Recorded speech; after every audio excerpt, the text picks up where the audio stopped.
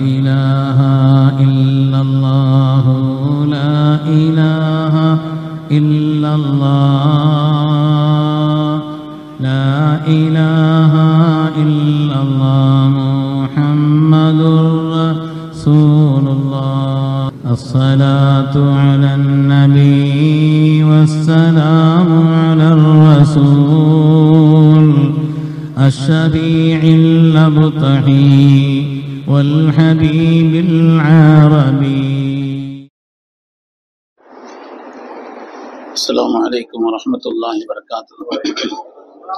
الحمد لله العظيم القدرة والشان شديد البطش والبرهان حافظ الدين والقرآن ما شاء الله كان ما لم يشاء لم يكن لا حول ولا قوة إلا بالله إن أريد إلا الإصلاح ما استطعت وما توفيقي إلا بالله عليه توكلت وإليه أنيب سبحانك لا علم لنا إلا ما علمتنا إنك أنت العليم الحكيم. قال الله سبحانه وتعالى في القرآن الحميد بسم الله الرحمن الرحيم يؤتى الحكمة من يشاء ومن يؤتى الحكمة فقد أوتي خيرا كثيرا.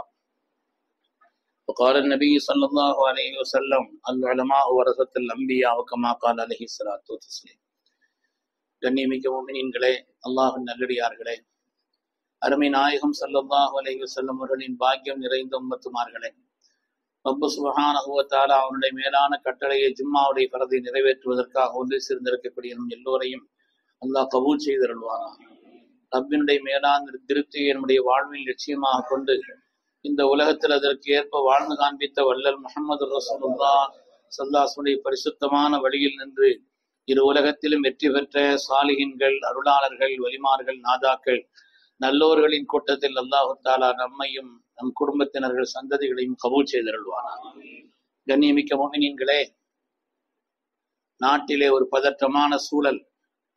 கடந்த 22ஆம் தேதி பெஹல்காம் என்ற பகுதியிலே, காஷ்மீரிலே 26 பேர் சுடப்பட்டு நம்முடைய நாட்டு மக்கள் படுகொலை செய்யப்பட்ட அந்த நிலைக்கு எதிராக ஆபரேஷன் சிந்தூர் என்ற பெயரால் நடவடிக்கைகள் தொடரப்பட்டு கொண்டிருக்கக்கூடிய காலகட்டம். தீவிரவாத முகாம்கள் மீது நாங்கள் தாக்குதல் நடத்துகிறோம் என்று சொல்லி இந்த ஆபரேஷனை நடத்தி கொண்டிருக்கிறார். தீவிரவாதம் எங்கிருந்தாலும் சரி, தீவிரவாதிகள் யாராக இருந்தாலும் சரி, இஸ்லாம் அவர்களை ஊக்குவிக்கவில்லை. அது யாராக இருந்தாலும் மனித சமூகத்திற்கு அவர்கள் எதிரிகள். தீவிரவாதத்தை உலகத்தில் நிலைநிறுத்துவதற்காக முயற்சிப்பவர்கள் யாராக இருந்தாலும் மனித குலத்தினுடைய எதிரிகள். இஸ்லாம் என்று சொன்னாலே அமைதி, அன்பு, இந்த மார்க்கம்தான் இஸ்லாம். உலகத்தில் இஸ்லாமிய வெற்றியினுடைய அடிப்படை என்பது அது உயர்ந்த குணத்தினாலும் நிலையான நல்ல பண்புகளாலும் அமைதியினாலும் தான் உலகத்தில் இஸ்லாம் வெற்றி பெற்றது. அருமையானவர்களே, ஃபுத்திஹத்தில் மதீனா பி அஹ்லாக்கின் நபி ஸல்லல்லாஹு அலைஹி வஸல்லம் ஸல்லல்லாஹுடைய மகத்தான குணத்தினால்தான் மதீனா நகரம் வெற்றி கொள்ளப்பட்டது என்று வரலாற்றில் சொல்வார். அதே போல இந்த உலகத்தில் அமைதியையும் அன்பையும் சமாதானத்தையும் தான் இஸ்லாம் விரும்புகிறது, அதைத்தான் வலியுறுத்துகிறது. நீங்கள் ஒருபோதும் போரை ஆசிக்காதீர்கள், அல்லாஹ்வுடைய ரசூல் சொன்னார். லா தத்தமன்னோ, நீங்கள் அதை பிரியப்படக்கூடாது என்று சொன்னார். அதனால் இந்த உலகத்திலே தீவிரவாதிகளாக இருந்தால் அவர்களை அழிப்பதை இஸ்லாம் ஒருபோதும் தடை செய்யவில்லை. இல்லை, இது பாகிஸ்தான்கிற காரணத்தினால, அது ஒரு இஸ்லாமிய தொடர்பான நாடு என்ற காரணத்தினாலே இங்கே உள்ள முஸ்லிம்களுக்கு அதன் மீது ஒரு பிரியம் இருப்பதை போல ஒரு சித்தரித்து காட்ட முற்படுகிறார்கள். அதை நாம் விளக்கமாக சொல்லவில்லை என்றாலும் ஒரே ஒரு செய்தி, பாகிஸ்தான் பிரிந்த அந்த நேரத்தில் காயிதே மில்லத் அவர்களிடத்தில் ஜின்னா சாஹிப் சொன்னார், உங்களுக்கு ஏதாவது உதவி என்று சொன்னால், அங்கு ஏதாவது இந்தியாவிலே சிரமம் என்று சொன்னால் எங்களிடத்தில் சொல்லுங்கள், நாங்கள் உதவுகிறோம் உங்களுக்கு என்று சொன்னார். அந்த நேரத்திலே இந்திய மக்களுடைய குரலாக காயிதே மில்லத் அவர்கள் மிக அழகாக சொல்லி காண்பித்தார்கள், நீங்கள் இப்பொழுது வேறு நாடு, உங்களுக்கும் எங்களுக்கும் எந்த சம்மதமும் இல்லை, நீங்கள் எந்த விதமான உதவியும் செய்ய வேண்டிய தேவையும் எங்களுக்கு இல்லை. எங்களுக்கு ஏதாவது உதவி செய்ய வேண்டும் என்று உங்களுக்கு ஆசை இருந்தால், எங்களுக்கு ஏதாவது உதவி செய்ய வேண்டும் என்ற ஒரு எண்ணம் உங்களுக்கு இருக்குமானால் அங்கே உள்ள சிறுபான்மை மக்களிடத்தில் நீங்கள் கண்ணியமா நடந்து கொள்ளுங்கள். அங்கே உள்ள சிறுபான்மை மக்கள், அங்கே உள்ள இந்துக்கள், அங்கே உள்ள மற்ற சகோதரர்கள் மீது நீங்கள் கருணையாக நடந்து கொண்டால் அதுதான் நீங்கள் எங்களுக்கு செய்ய உதவி, அல்லாது வேறு எந்த விதமான உதவியும் எங்களுக்கு தேவையில்லை என்று சொன்னார். அதனாலே தீவிரவாதம் என்ற ஒரு நிலையை அழிப்பதற்கு அது யாராக இருந்தாலும் அத மதம் என்ற ஒரு நிலையிலே இஸ்லாம் பார்க்காது. அது தீவிரவாதம் அழிக்கப்பட வேண்டும், தீவிரவாதிகள் ஒழிக்கப்பட வேண்டும். அதே நேரத்தில் இதை காரணமாக வைத்த அப்பாவி பொதுமக்கள், குழந்தைகள் மற்றும் உள்ளவர்கள் அழிக்கப்படக்கூடாது என்பதிலேயும் மார்க்கம் கவனம் செலுத்துகிறது. அருமையானவர்களே, இந்த ஆபரேஷன்ல தலைமை தாங்கி நடத்தக்கூடிய ஒரு பெண்மணி யாருன்னு நீங்கள் படித்திருக்கலாம். சோஃபியா குரைஷி என்ற ஒரு பெண்மணி. சோஃபியா குரைஷி என்ற ஒரு பெண்மணி. அந்த பெண்மணியை பற்றி எழுதுகிறார்கள். இந்த நேரத்திலும் நாம் படிக்க வேண்டிய சில பாடங்கள் இருக்கிறது. அதாவது இந்திய முஸ்லிம்களுக்கு எதிராக பல்வேறு விதமான நிலைகளை சொல்லக்கூடியவர்கள், அவர்களும் கூட மறுக்க இயலாத ஒரு நிலைக்கு ஒரு பெண்மணி, ஒரு இஸ்லாமிய பெண்மணி உயர்ந்து நிற்கிறார் என்று சொன்னால் அதற்கு காரணம் கல்வி. அந்த சோஃபியா குரைஷி என்ற அந்த பெண்மணி 1997 நம்முடைய மனோன்மணியம், நெல்லை மனோன்மணியம் சுந்தரனார் பல்கலைக்கழகத்திலே படித்த ஒரு பெண்மணி. இங்குதான் அந்த பெண்மணி படித்திருக்கிறார்கள்.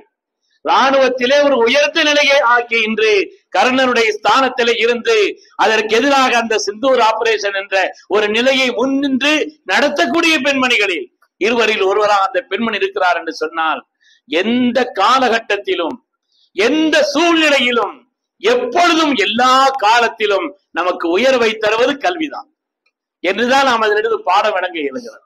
அருமையானவர்களை, கல்வி என்பதை இந்த காலகட்டம், குறிப்பாக பிளஸ்டூனுடைய முடிவு வெளிவந்திருக்கக்கூடிய நேரம், அதிலே யாரெல்லாம் வெற்றி பெற்றிருக்கிறாங்க மாணவர்களை நாம் பாராட்டுகிறோம். எதிர்காலத்தில் சிறந்த கல்விமான்களா உயர்நிலைகள் வர வேண்டும் என்று நாம் ஆசைப்படுகிறோம். அருமையானவர்களே, மருத்துவம் அல்லாத இதர படிப்பிற்கு முன்னேறக்கூடியவர்களுக்கு இந்த பிளஸ் 2 மதிப்பெண்கள் என்பது முக்கியமானது. அது ஒரு முக்கியமான ஒரு நிலை என்பதனாலே அடுத்து என்ன படிக்கலாம், அவர்கள் எதை தேர்வு செய்யலாம் என்பதற்கு சிறப்பான ஆற்றலுள்ளவர்களிடத்தில், அனுபவம் உள்ளவர்களிடத்தில் கேட்டு தங்களை மென்மேலும் அவர்கள் கல்வியிலே மேம்படுத்திக் கொள்ள வேண்டும். அதுதான் எல்லா காலத்திலும் உயர்வு. எல்லா காலகட்டத்திலே இந்தியா, அதாவது சூரிய மண்டலத்திற்கு இங்கிருந்து விண்வெளி அனுப்பினார்கள், ராக்கெட் அனுப்பினாங்க. உலகத்திலேயே சூரிய மண்டலத்திற்கு ராக்கெட் அனுப்பிய, விண்வெளி அனுப்பிய 4 நாடுகளிலே இந்தியா ஒரு பிரதானமான நாடு. அந்த அனுப்பிய அந்த நேரத்தை நமக்கு சொல்லும் பொழுது, அனுப்பிய அந்த நிலைகளை பற்றி நமக்கு சொல்லும் பொழுது, அந்த இந்திய டீமிற்கு தலைமை வகித்த ஒரு பெண்மணி, செங்கோட்டையை சார்ந்த நிகர் சாஜி என்ற ஒரு பெண்மணி, இஸ்லாமிய பெண்மணி. அதாவது சூரிய மண்டலத்திற்கு இங்கிருந்து L1 ஆதித்யா என்ற பெயரால் அங்கே ஏவுகணை அனுப்பியிருக்கிறார் என்று சொன்னால், அந்த டீமிற்கு, அந்த விஞ்ஞான டீமிற்கே தலைமை தாங்கியவர்கள் ஒரு இஸ்லாமிய பெண்மணி.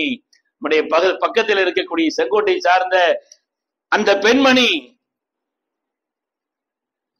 நிகர்சாஜி என்ற அந்த பெண்மணி என்று சொன்னால், இந்த காலகட்டத்திலும் முஸ்லிம்களை பல்வேறு நிலைகளிலே வீழ்த்துவதற்காக முயற்சிக்கப்படக்கூடிய இந்த காலகட்டத்திலும் எந்த நிலையிலும் தலை நிமிர்ந்து நிற்பதற்கு கல்வி என்பது அவசியம் என்பதைத்தான் ஒரு பாடமாக இப்பொழுது நாம் எடுத்துக்கொள்ள வேண்டும்.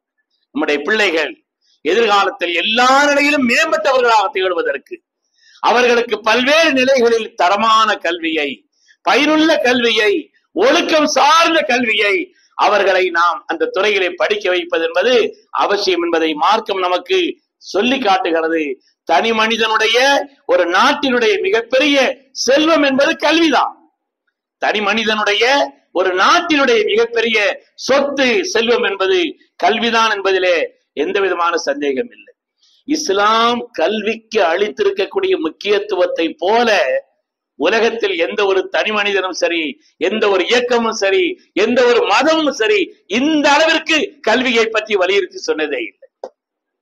குர்ஆனுடைய முதல் வசனம், குர்ஆனிலே சொல்லப்பட்ட முதல் சாதனம், அறிவு சாதனமான பேனாவைத்தான் குர்ஆன் முதல் சாதனமாக உலகத்திலே சொன்னார்.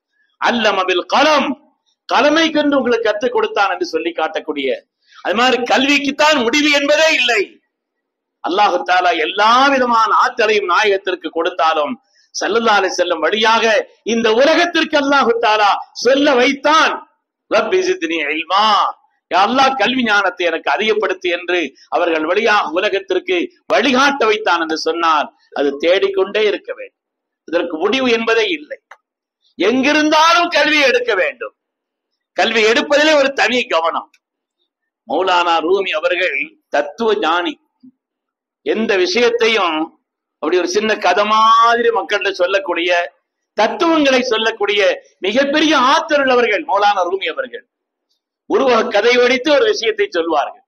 மூத்து கபலன் தமூத்து, மரணமாகுவதற்கு முன்னால் மரணமாகிக் கொள்ளுங்கள் என்ற ஒரு விரிவான பல்வேறு கருத்துக்களை கொண்ட ஒரு ஹதீஸ். மௌலானா ரூமி அதை உருவகப்படுத்தி சொல்றாங்க. ஒரு ஆள் ஒரு கிளி வளர்த்துக்கிட்டு இருந்தாராம்.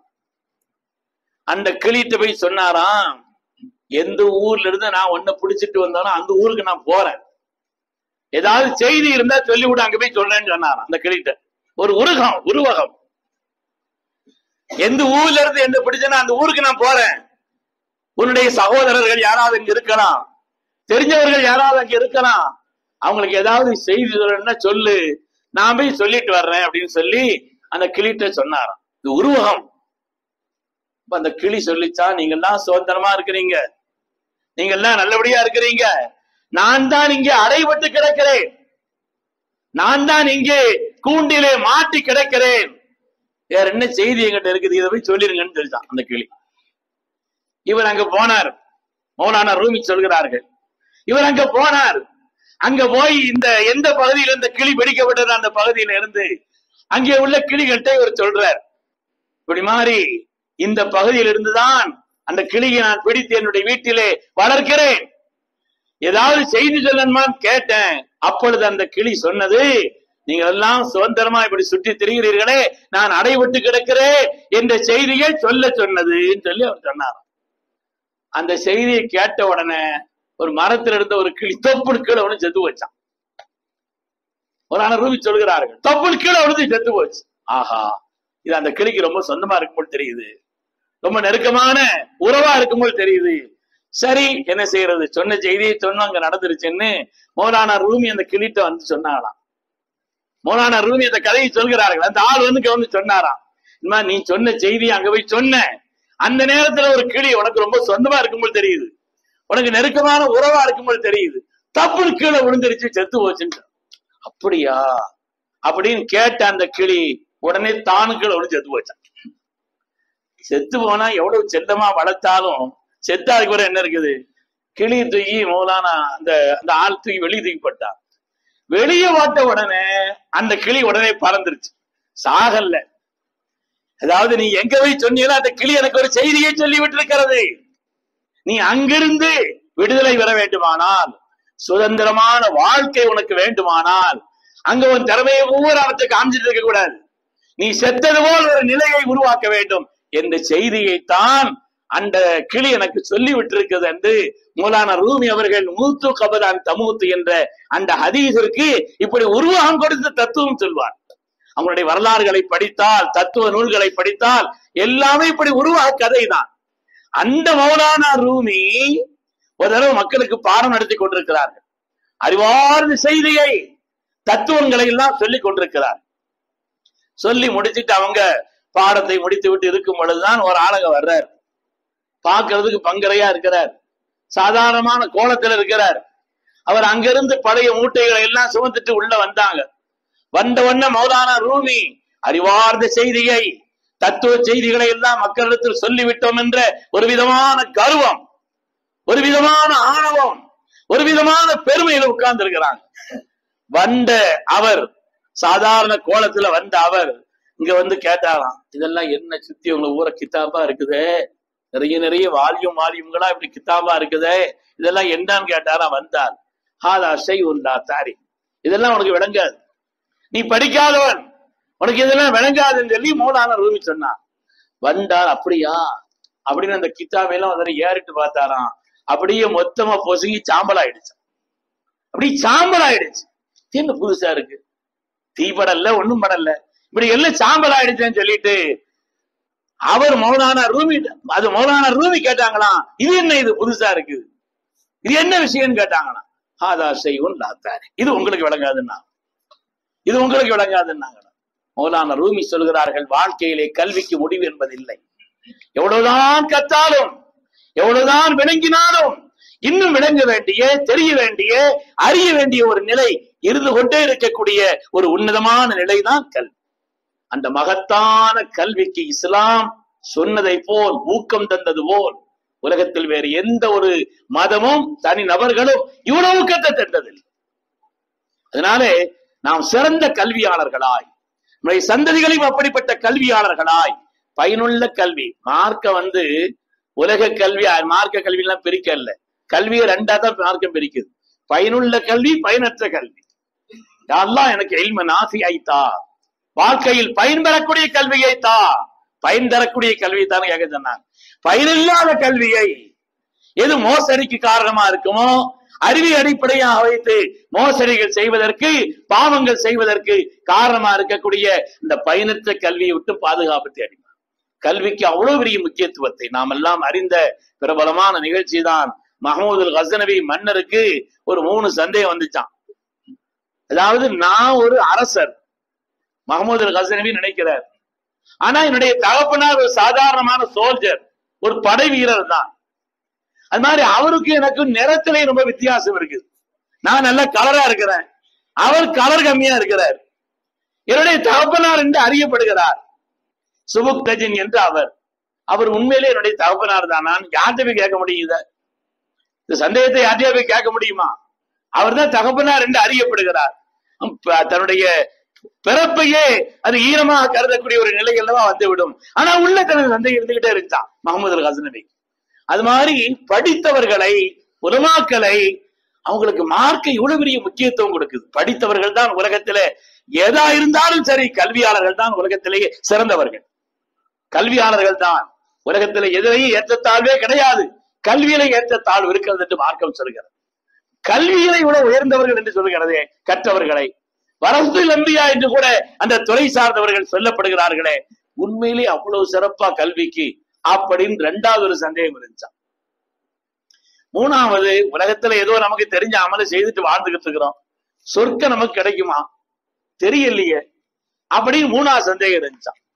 இந்த நிலையில் தான் மஹமூது கஸ்னவி ஒரு நாள் வீதி வழியாக செல்கிறார். அங்கே ஒரு கல்வியாளர் கல்வியை தேடும் விதமாக படித்துக் கொண்டிருக்கிறார்.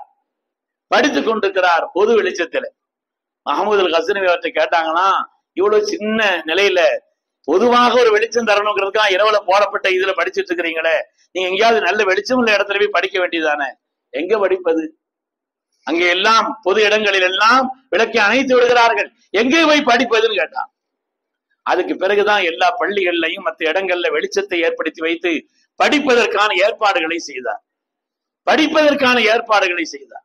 அப்படி செய்துட்டு அன்னைக்கு ராத்திரி ஒரு கனவு கண்டாராம் மஹமூது கஸ்னவி. அந்த மஹமூது கஸ்னவி அவருடைய கனவில் கண்மணி முஹம்மது ரசூலுல்லாஹி ஸல்லல்லாஹு அலைஹி வஸல்லம் வந்தார். வந்து சொன்னாங்க, மஹமூது எபன சுபுக்தஜினுடைய மகனேன்னு கூப்பிட்டாங்களாம். முதல் சந்தேகம் தீர்ந்துருச்சு. சுபுக்தஜினுடைய மகனே, அக்ரமக்கல்லாஹு பில் ஜன்னா, அல்லாஹ் சொர்க்கத்தை கொண்டு உன்னை கண்ணியப்படுத்துவான். கமா அக்ரம் வரசத்தி, என்னுடைய சந்ததியை நீ கண்ணியப்படுத்தியது போல் என்று ஒரு பதில் கேட்டு 3 விதமான சந்தேகங்களுக்கும் அவனுக்கு தீர்வு ஏற்பட்டதாக சொல்வார். அருமையான வழி. அதனாலே ஒரு சில நாட்களுக்கு முன்னால சென்னையில இப்பொழுது ஒரு ஜட்ஜாக தமிழகத்தில் இருக்கக்கூடிய தியாவுத்தீன் என்ற ஒரு சகோதரர், அவரும் ஜட்ஜ், அவருடைய மனைவியும் ஜட்ஜ். அவர் சொன்னார், நான் ஆரம்ப காலகட்டத்துல ரொம்ப வறுமைக்கு ஒரு நிலையிலே உள்ளவன். நாங்க தங்கியிருந்த இடத்துல 10 மணிக்கு தான் எல்லா லைட்டையும் ஆஃப் பண்ணிடுவாங்க. எல்லா லைட், அதுக்கு பிறகு லைட் எரியக்கூடாது. அப்படிப்பட்ட நிலையில் வாழ்ந்தவன். ஆனால் இன்று என்னுடைய தலைக்கு மேலே சுழல் விளக்கு சுற்றி கொண்டு இருக்கிறது. என்னுடைய வாகனத்திலே தலைக்கு மேல் சிவப்பு விளக்கு சுத்தி கொண்டிருக்கிறது. இந்த நிலைக்கு ஆனதற்கான காரணம் கல்விதான் அந்த கூட்டத்தில் சொன்னார். இதனால் அருமையானவர்களே, பிளஸ்டூனுடைய தேர்வு முடிவுகள் வந்திருக்கிறது. நம்முடைய பிள்ளைகள் மார்க் வாங்கியவர்கள், அதிலே வெற்றி பெற்றவர்கள், பாராட்டுக்குரியவர்கள். ஏதாவது குறைவா இருந்துச்சுன்னா அதனால ரொம்ப சோர்ந்து போய் வாழ்க்கையும் முடிஞ்சு போயிருச்சு அப்படின்னு நினைக்க வேண்டியதும் இல்லை. அப்படி நினைக்க மாட்டாங்க, அப்படி நினைக்க வேண்டியது இல்லை. ஆனாலும் கூட கல்வியிலே அடுத்த தரத்தில், உயர் நிலையிலே ஒழுக்கமான பயனுள்ள சிறந்த கல்வியை கற்பதற்கு நாம் முயற்சிக்க வேண்டும். அதுதான் எந்த காலத்திலும் கண்ணியம். நம்மை வீழ்த்த வேண்டும் என்பதற்குண்டான பதிலடி அதுதான் இருக்குது. இந்த கல்வியை கற்பதில் தான் இருக்கிறது என்பதை கவனத்தில் கொள்ள வேண்டும். அல்லாஹு சுப்ஹானஹு வ தஆலா நம்மையும் நம் சந்ததிகளையும் சிறந்த கல்விமான்களாக ஆக்கி அருள்வானா. கல்வியை கொண்டு வாழ்க்கையை யாரெல்லாம் மேன்மை விட்டார்களோ அந்த கூட்டத்தில் அல்லாஹு தஆலா நம் எல்லோரையும் சேர்த்தருள்வானாக. ஆமீன் ஆமீன் யா ரப்பல் ஆலமீன். வ ஆகிர் தஅவானா அனில் ஹம்துலில்லாஹி ரப்பில் ஆலமீன். அஸ்ஸலாமு அலைக்கும்.